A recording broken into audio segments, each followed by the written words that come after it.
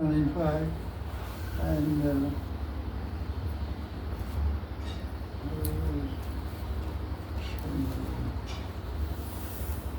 so any questions or comments? Any questions? No comments or association. Yeah. In Bhakti-Rasa Sindhu only, Rupa Goswami Pad explains that given a slight attachment to the five of Na, Yeah. Bhav Upajayate, he says Bhav will manifest. And here he is saying... The same ideas are a Sakti. What you call slight attachment. So the question is that here Bhav is described as Sudurlabha, very rarely attained. But the other way, Rupa Goswami says that the Panchanga Bhakti of your any slight attachment and even little bit of attachment of that will give you Bhav. So what's holding up? And later on also by Kripa can be of two, Bhav can be given by two ways, like by Krishna or by Guru. And devotee by Previously or Bhav. So there he encourages devotees to that Bhav, hang on, you will get it like that. So what are you trying to say? No, just I feel more there is a hope, but here is a Sudurlabha, very rarely attained. So I just want to say, means when you are discussing that Sudurlabha part, I was thinking of these things. But this part also Guru Sankar says, so just please tell me. We're children of mercy. Jai Nitai. Jai Gaur, Jai Vaitapu. Nitai Gaur Siddhana. This is sadhana bhakti, which is described in 7th canto of Bhagavatam by Prahlad Maharaj in Satyuga, millions of years ago. Now is the age of Mahaprabhu. It's the age of the Panchatattva. So this age is called Kripa Avatara. Nityananda is called Kripa Avatara. So Nityananda came to give what was never given before, which is a mercy, special mercy. So that's our only saving grace, is the mercy of Nitai. That's why we always say Nitai Gaur Siddhana Premanandi. So this is the nectar. Bhakti-Rasa Sindhu is describing devotion bhakti based on Puranic literature. Puranic literature was written thousands and thousands of years ago. So there's not too much emphasis or description of the role of mercy. As the Puranas are saying these things, Sadhurlabha, Moksha Lagutagrit. So Lord Chaitanya came specifically Kali Yuga Patita Pavana Avatar. There's no one more fallen than the people of Kali Yuga, and there's no more merciful avatar of Bhagavan than Chaitanya Mahaprabhu. So that's why he said, Namo Mahavadanyaya Krishna Prem Vridayate Krishnaya Krishna Chaitanya Name Gaur Krishna. The Lord Chaitanya is freely giving frame. So, but he also emphasized Panchanga Bhakti. He sent his generals here to prove that point. He sent the 6 Goswamis here. He sent Lokanath Goswami here. Bhugarva Goswami he sent here. The 8 Goswamis. Well, he sent Lokanath Goswami and Bhugarva Goswami and 6 Goswamis. He sent them all to Vrindavan. So they established the preeminence of Mathura Mandala Vasa to attain Baba. And then you sort of live in Vrindavan and follow the standard method of bhajan and chant Nitai Gaur till your head falls off. And you get Baba Bhakti in your life. This is a special advantage of Gaur Nitai's mercy. So we should definitely emphasize Kripa Siddhi. Although Rupa Goswami writes in the Bhakti-Rasa Sindhu when he describes Kripa Kripa city is very rare. One should not count on that. One should do sadhana with sakti, with attachment, and detachment from everything else. And in the back of your mind thinking, I don't know. I'm living in Radha Kunda, but I'd like to get new dress every week or something. But is that bad? That's not bad. So, we may have doubts about our eligibility to attain perfection by our own sadhana practice, but we should always count on the mercy of Guru and Guranga. That's right, there's so many prayers. Kripa karo, Kripa karo. Please give me the mercy, please give me the mercy. Kada, kabe, when will I get the mercy? When will you shower your mercy on me? So our God is the God of mercy. Krishna is the God of prema. He's a love God. He's engaging in loving leelas. He's not giving mercy. That's not his main activity. Mahaprabhu is engaged in the leela of giving mercy. That's his leela. His leela is giving mercy. Krishna's leela is getting Radharani's kisses. He's not giving anything, he's just collecting. Collecting the dust of Radharani's feet on his head, and collecting garlands that Radharani makes, and food for her hand, embraces for her arms, kisses for her lips. Well, he's not giving much. But Mahaprabhu he's like this. He's like this, he's calling Radharani. I'm not giving, I'm collecting. So what I used to collect is a flute. Hey, Radharani, come here. Why? Don't worry, I'll tell you. Oh, you'll find out. He's just collecting. Mahaprabhu is giving. And when he gives, he feels so ecstatic. With his hands, he gives. And when everybody takes everything he's giving, then he feels so ecstatic, then he goes, starts dancing. Okay, you took it great. There's only two positions of Gaur. This way, giving mercy, and dancing, exalting over the distribution of Kripa. I gave it. Take it. Oh, I gave it, I'm so happy I gave it. Like when you feel lighthearted and happy, you go, oh, it's cool, okay, Or when you're down, you go, everything's out here. Hands are,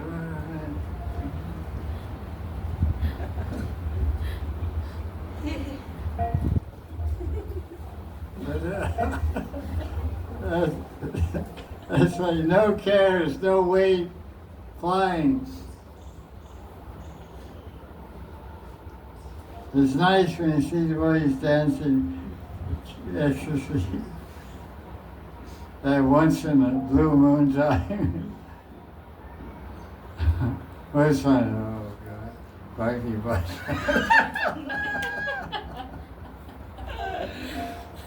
Read a book, shut it up. So hard work. Cures out, okay, cures out. Feel so refreshed. Day after day. So oppressed and refreshed. When finally it comes Friday night Sundays, I hit the streets. That's what it was so great. They have one red sock, one black sock.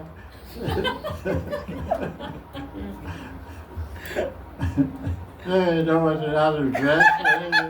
They put on some hat, sock on the head. They go out. I go crazy. Finally, release, you know. I remember we were all day in the temple doing seva. We got up at 3 o'clock in the morning.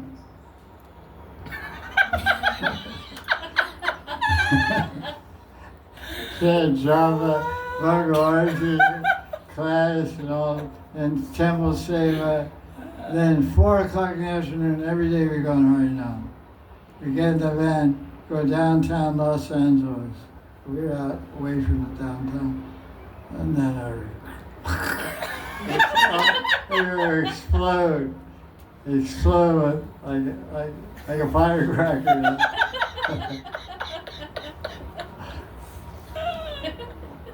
We were like, they were scared.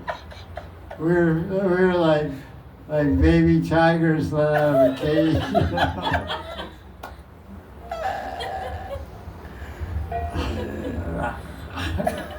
Take us out of here. I remember it was so wild. 22 years old, very passionate, crazy.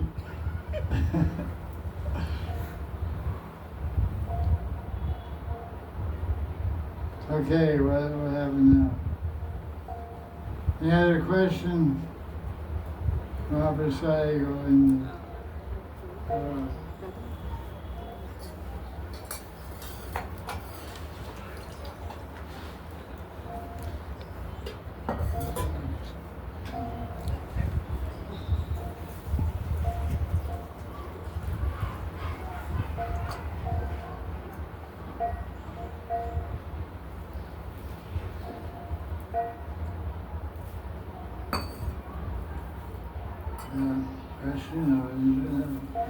My question is, like in class you mentioned that one studies Bhagavatam, one does deity worship, but without attachment. They do for many years, and that will not manifest as ruchi or nistha. So then what is driving them for doing every day for many years? Like I know my friends studying Bhagavatam for 20 years, but they don't have any kind of attachment to any part of Bhagavatam, like any devotees. They don't get attached, they don't feel connected to Krishna through that devotee or through that mood. They don't have that. So then what is driving them? Habit. Question is asked, what is driving someone who 20 years is attending Bhagavatam class, but he hasn't developed attachment for Bhagavatam or attachment for a particular mood of love in Krishna that's displayed in the Bhagavatam, or even attachment to a particular section of the Bhagavatam, or a particular canto. It's like I've had one old Vaishnava, and he told me, he said, these days I'm reading Bhagavatam, but I only read the 10th canto. In fact, I only read the Gitas. And this devotee I've been practicing for 50 years, Bhakti. He was about 70, 75 years old. He said, I don't have any taste for anything but 10th canto. And Venu Gita, Gopi Gita, Pranaya Gita, Brahma Gita, Viraha Gita, like this. Mahishi Gita. So this is the sign of a Sakti, attachment for particular teachings and leelas of Krishna. So why is it we see that many devotees, how are they going on, what's driving them forward? They're reading everyday Bhagavatam, but they don't have ruchi even, or attachment. So the answer is habit. They have a habit, and it's actually the principle of Vaidhi Bhakti. Vaidhi Bhakti is performed out of duty. Part of duty is duty becomes habit. They say habit becomes second nature. So every day you brush your teeth. So even you brush your teeth, don't know if you remember you did it. Because you do it, it's a habit. You do it every day. So A lot of people do anything they do. How do you get up and go to work every day for 20 years? You don't have ruchi. True. It's a habit. It's a duty. It's a duty. I have to do it. So my guru told me to do it. So it's good to have respect for the order of guru to attend class every day. But unfortunately, somehow or other, they haven't got the mercy of Krishna, or they have wrong attitude, or maintain an offensive attitude, underlying attitude towards devotees. So they haven't attained ruchi for Bhagavatam, ruchi for Nam Japa, ruchi for studying Bhagavatam, although they're doing it for 20 years. We should see progress of devotion, which is easily measured by comparing your bhakti to the standard established in Madhurya Kanamani by Vishwanath Chakravarti. He says, very elaborately describes what is nishta. What is nishta in bhakti and anishtita bhakti. When you read the Bhagavatam, you fall asleep. That means you're way far away from sakti. You're not even in nishta. Wandering of mind and all these different things. Hot and cold, You're interested, you read for a while, then 3 months go by, you don't read it. Hit and miss bhakti, on and off bhakti. It's misfortune, but you can always trace the cause if you analyze it. There's some holding on the anchor, like they use the analogy of the wedding party. Everyone in the old days, they traveled by river. All villages were on banks of rivers, even in Europe and Russia, everywhere. Every village was by a river or ocean. So people traveled by water. So everyone went down to the Ganga in some village in Bengal to go to some other village for marriage the next day. So they all got in a boat and they were rowing all night. And the sun rose and they said, hey, we're still in the dock. And how are we going to get to the marriage on time? Why aren't we in the village? We forgot to pull out the anchor. This analogy is used. You're rowing the boat of bhakti, we have anchors down. Anchors are attachments, material attachments you're not letting go. A tendency to make upper the tendency to fault find, tendency to be envious, not controlling your senses. You're not following Upadeshamrita.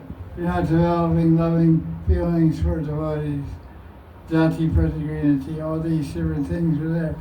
So there's some discrepancy in your sadhana bhakti. So as discrepancies show up on being denied, you're denied ruchi in bhakti, you're denied nishta, denied asakti. Because these are all gifts of Krishna and Guru. So they say bhakti is like a razor's edge. Razor can cut your hair on your face or legs or wherever you're cutting your hair, or it can cut your body and make you bleed. So bhakti performed incorrectly can send you to hell. You offend a great devotee, you can take many births as a punishment. But you perform bhakti correctly, you can liberate one birth. So,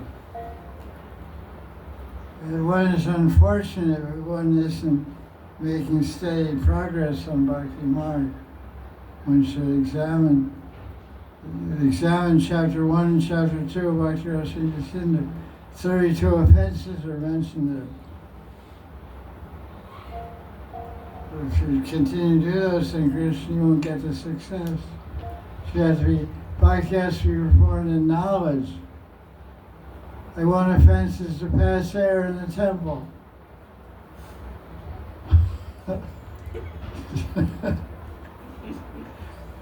So you do that unconsciously. That's offense to Krishna.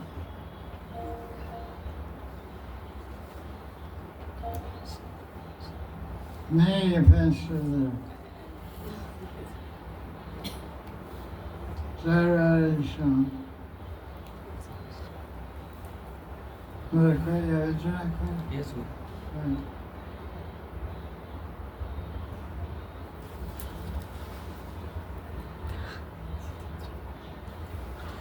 Gurudev, this devotee heard that Guru's Vani is more important than Guru's Vapu. How important is Guru's Vapu's Seva? Question is, Guru Vani, Guru Vapu, how important is Vapu Seva? The specific terms are described by Jiva Goswami in Bhakti Sandarbha. He says, what is it? Prasanga Seva. Prasanga Seva and Paricharya Seva. Paricharya Seva means all kinds of personal service to the group. And Prasanga Seva means to carry out the instructions and follow the teachings and orders of the group. So, what is the importance of Parisanga Seva? Parisanga Seva increases the disciples' attachment to the Guru. Paricharya Seva. Paricharya, what I said. Paricharya Seva increases the attachment to the Guru. One becomes more attached by personal service. You see the lives of the early devotees of Prabhupada from 1966 that did so much personal service. They did service reported personally to Prabhupada and were given service individually, personally by Prabhupada. They're so attached to Prabhupada. So it's a great fortune to do personal service to the group because it gives the disciple an opportunity to become very close to the group and very attached to the group. Becoming close to the guru and attached to the guru means becoming close to Krishna and attached to Krishna. It's said in Shastra, there's three things you shouldn't get too close to or too far from. Fire, the king, or the guru. Fire will burn you if you get too close. If you get too far away, you can't cook your dal. If the fire is here and the pot is here, you're not going to cook too fast. And the king, if you're not too near the king, when a tiger comes in your living room, you may become lunch. If you're living near the king, you can say, help. The king will come there and knock out the tiger. And the guru, you get near too close, too familiar, you make offense. You get too far, you forget the instruction and teaching of the guru. Too far means mentally too far. It means forgetful. Then you lose the connection with Krishna. So one should be eager to personally serve the Guru. It's a great fortune. But you can't become proud of it. Like I told you, I was serving my Guru. And I was becoming proud of holding his arm down the stairs. Then he could pick up on that and threw that pride away, threw me away.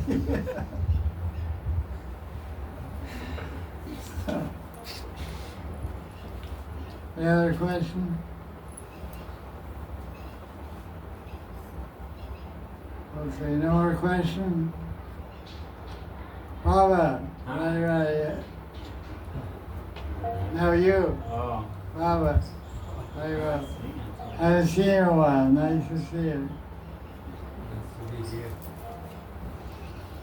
Okay, any questions? Baba, okay, Baba. At what stage does one begin to stop becoming interested in what stage they're at. At You what get stage more interested in rather than their progress. Yeah, one becomes disinterested in what stage he is. At Because what stage you're one too becomes interested in Radha to think about what stage you're at. What stage is it? At what stage does one become too much absorbed in bhajan to not worry or consider what stage one is in? That's prema. Evam vrta swapriyanama kirtya. That's right. I'll tell you. I got the answer right here. It's the 11th canto Bhagavatam. Really nice question. So now you're letting the cat out of the bag. You're revealing us the true nature of your exaltation. The true nature of my imagination. That's part of exaltation. That's what we're going to find out right now.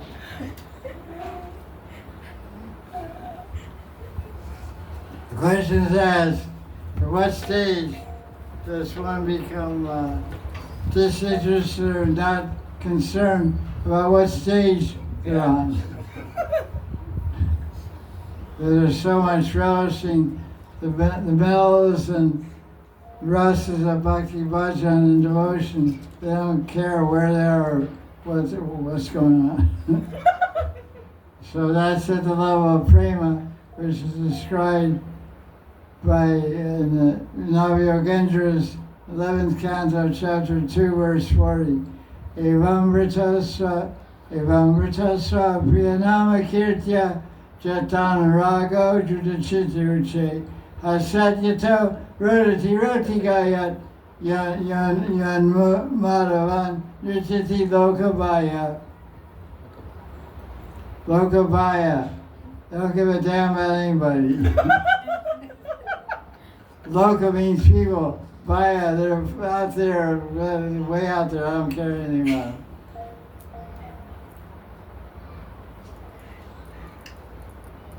Let's see.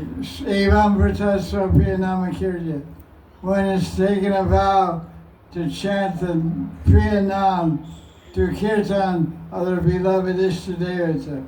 Swapriyanam. Swapriya, my Priyanam. I do Kirtan. I do Sankalpa of my Priyanam.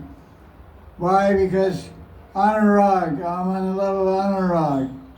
Jata Anurag has awoken. And Dhruta Chitta Uche, my consciousness is melted. This is called the Siddhanta Prema. Uche, Dhruta Chitta. My consciousness, my mind and heart are melting. Uche means loudly I chant the holy name of Radharani. And Hasati, I laugh. Roti, I cry. And I sing like a madman. Unmad. Unmad means utamara, very mad. Then Rityati, I dance. I don't give a damn about anybody.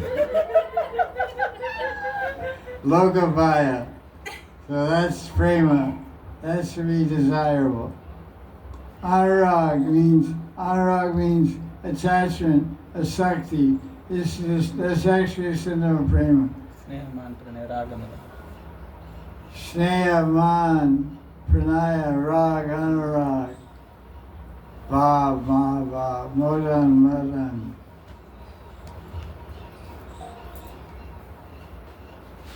Vishnu Chakravarti. Here's the translation.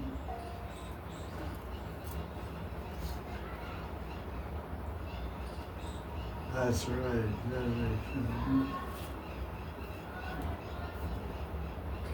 When one has attained prema, one acts as if mad. Sometimes he bursts out laughing, cries oceans of tears, and a loud voice calls out to Radharani and Krishna. and other times sees Radha Krishna standing in front of them and start dancing.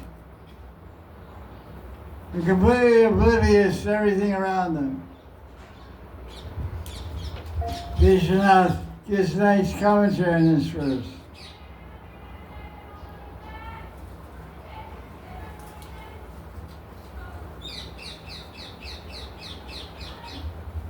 One elderly gopi said, "Oh, that thief, that chore, the Sharananda has entered my house to steal fresh butter. Grab him, keep him away." Hearing these words, this elderly gopi Charity, Krishna immediately runs out of the house. The devotee who is meditating on this pastime starts laughing in ecstasy. But suddenly he can no longer see Krishna. Then he cries in great lamentation, "Oh, I achieved the greatest fortune, and now that fortune has slipped from my hands." Then he cries out loud, "Oh my Krishna, where are you? Answer me." Krishna answers, "Oh my Priya Bhakta, I heard your loud complaint. I appear before you again." When the devotee sees Krishna again, he begins to sing, "Today my life has become perfect." Then overwhelmed in bliss, he becomes dancing like a madman. Okay.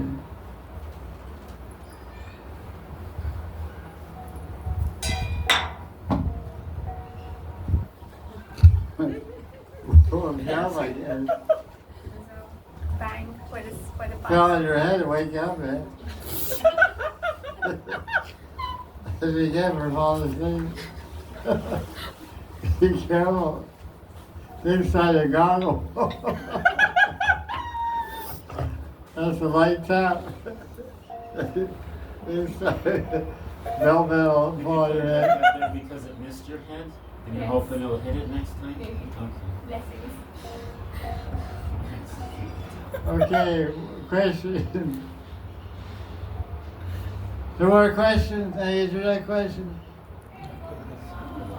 Sunday Satsang ki Jaya Jaya Sri Radhe. Jai Gurudev. Maharaj says,